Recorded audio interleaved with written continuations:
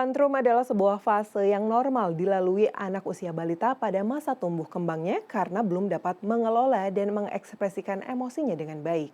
Kondisi ini harus direspons orang tua dengan baik agar tidak muncul masalah berkelanjutan.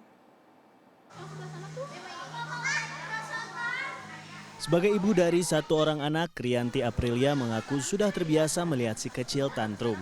Menurutnya, gejala tantrum biasanya terjadi apabila keinginan sang putri yang baru berusia 2 tahun tidak dituruti. Jika anak tantrum, ia mengaku biasa membiarkan waktu agar sang anak bisa tenang kembali atau berupaya mengalihkan perhatian sang anak. Tak lupa, ia juga berusaha menjaga emosi agar dirinya tetap bisa tenang menghadapi anak yang tantrum. Biasanya sih dia kalau dia jelas sih dia mau kalau tantrum tuh maunya apa, misalnya kayak mau es krim banyak, mau permen banyak kayak gitu kan.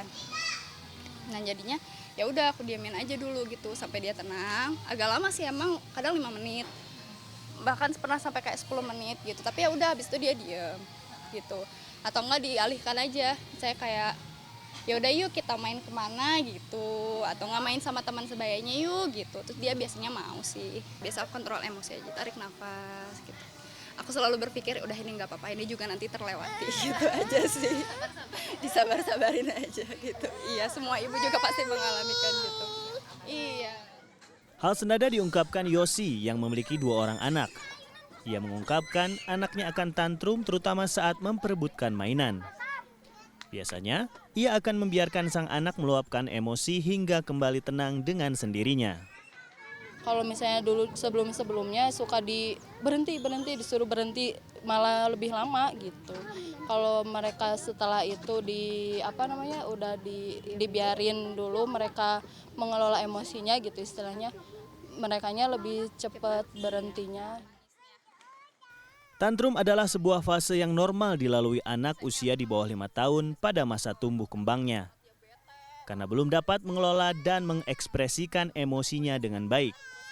Untuk menghadapi anak yang sedang tantrum, dokter spesialis anak ahli tumbuh kembang pediatri sosial, I Gusti Ayu Trisnawindiani menyatakan, ada 4 hal yang bisa dilakukan orang tua saat penanganan awal anak tantrum yang disebut sebagai metode RIDD. Pertama, remain calm atau tetap tenang dan jangan ikut berteriak atau bersuara keras terhadap anak.